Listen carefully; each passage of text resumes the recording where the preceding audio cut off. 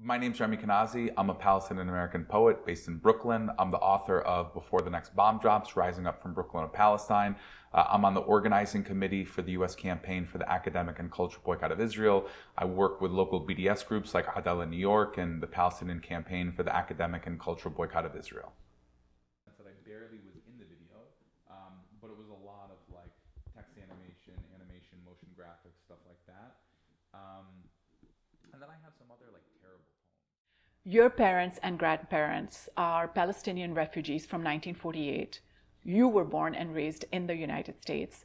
How do you parse your I identity? think the way that I do it isn't through kind of a nationalistic or jingoistic frame. So I think that when I look at Palestine, it's not an issue of state, but it's a rejection of colonial supremacy. So when we talk about so-called rising tensions, when we talk about the rise in violence, I mean, what it quite literally means is an Israeli was killed or injured. But we don't talk about the fact that Palestinian fishermen are shot at on a nearly daily basis, that Palestinians are executed in so-called no-go zones, or that you have 550 checkpoints and roadblocks decimating Palestinian mobility, or the fact that you have 200 plus settlements, or the fact that Israel controls the air, the border, the sea, the imports, the exports, the taxes, the tariffs. So when we look at Israeli settler colonialism, occupation, and apartheid, we have to look at it as a form of daily collective violence against an indigenous population. So I think that the way in which the media frames things, the way in which obviously right-wing groups frames things is very intentional, and it strips away the history and the process of colonialism. That it goes back to 1948 with the expulsion of Palestinians and the systematic domination of an indigenous people. Remi, what do you think of the boycott, divestment, sanctions movement? Why BDS?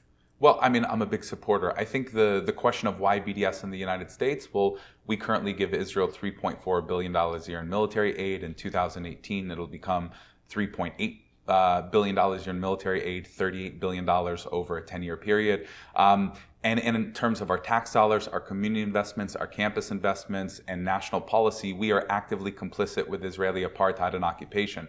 So you have to think about it like we're not doing Palestinians any favors by boycott, divestment, and sanctions. We're doing the basic minimum to challenge our complicity in the domination of Palestinian lives. Also, it's an incredibly effective tactic to challenge those streams. So when we're talking about divestment on college campuses, for example, if your university's investing in Caterpillar bulldozers, or Caterpillar, the company, they send over armored and D9 militarized bulldozers to the Israeli state. They're used to bulldoze homes, uproot olive trees. When you look at a company like G4S that operates in prisons in the U.S.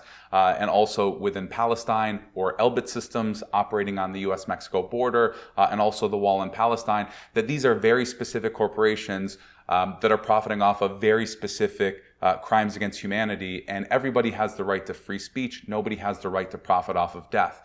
When you move to cultural boycott, for example, when artists are going over to Tel Aviv to play in a stadium that's built on an ethnically cleansed Palestinian village, the Israeli government is using those concerts for propaganda purposes. They've said as much. So I think when the Israeli government says we are afraid of BDS, when they're pumping millions of dollars into challenging it, and when this is a tactic that has been incredibly effective, not just in today talking about Palestine, but throughout history, I think that it's integral to what folks globally need to do in the solidarity movement to cut their direct lines of complicity.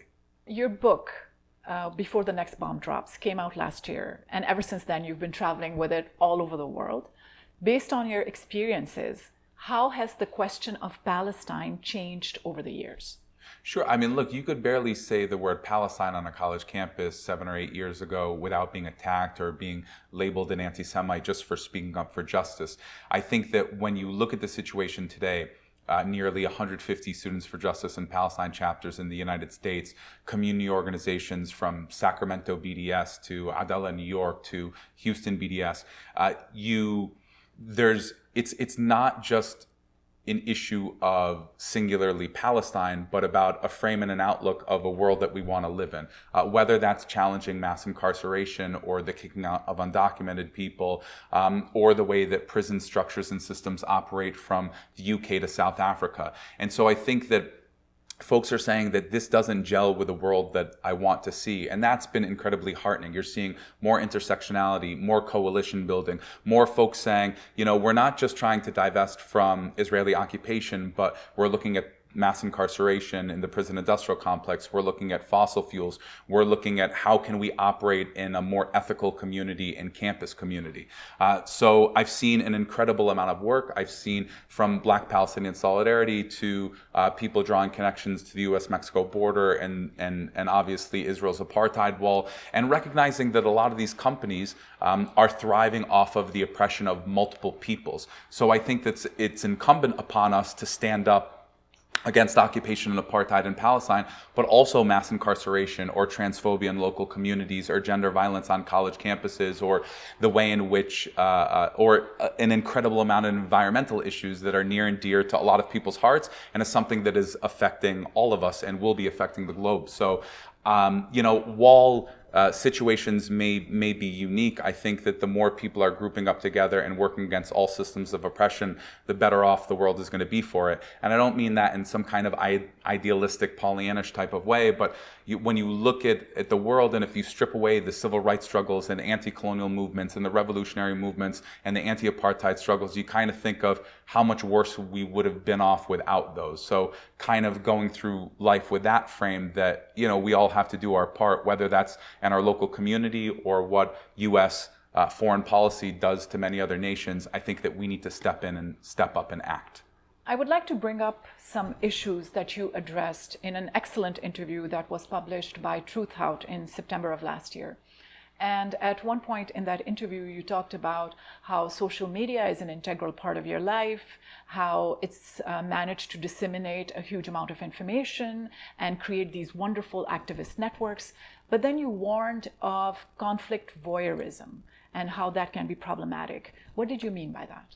Sure. I mean, I think I was also speaking in a larger frame because there's a poem in the book that deals with conflict voyeurism, and just that, we don't want to whittle people down to statistics and numbers or strip away names and faces. And I think that sometimes there's almost this feeling that people rush to the bomb dropped like it's a spectator sport, like they're going to watch the Super Bowl, and understanding that we can't reduce people to likes and Facebook clicks and retweets, and that when the dust settles, there are millions of people that are still reeling from the devastation that was brought to their doorsteps. And so I try to address a lot of issues beyond just Israeli occupation and settler colonialism or U.S. militarism, and go kind of introspective within my own community, and not in a wag the finger type of way, but what does it mean when we're just incessantly plastering and postering, a bombed out child in Gaza with half of their face missing? I mean, is that the best way to explain struggle? We don't want to see this almost like post-mortem stripping away of agency. And that I do sometimes share graphic and gory images, but I do it with,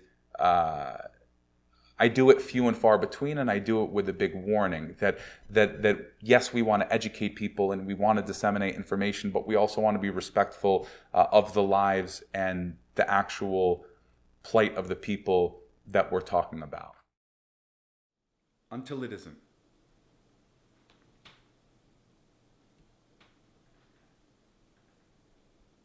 Death becomes exciting.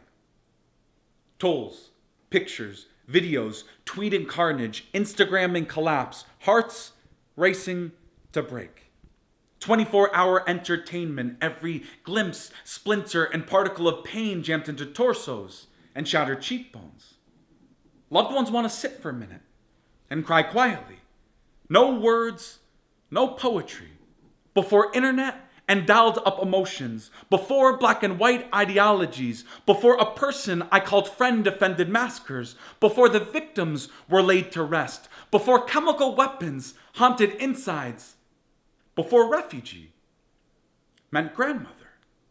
Suffering 2.0, keyboard clicks like bombs so effortlessly dropping, all damage collateral. Never personal. Voyeurs hop on and off like carnival rides. Death becomes exciting until it isn't, until desensitization begins, until the next ride emerges somewhere else, just a little bit more captivating.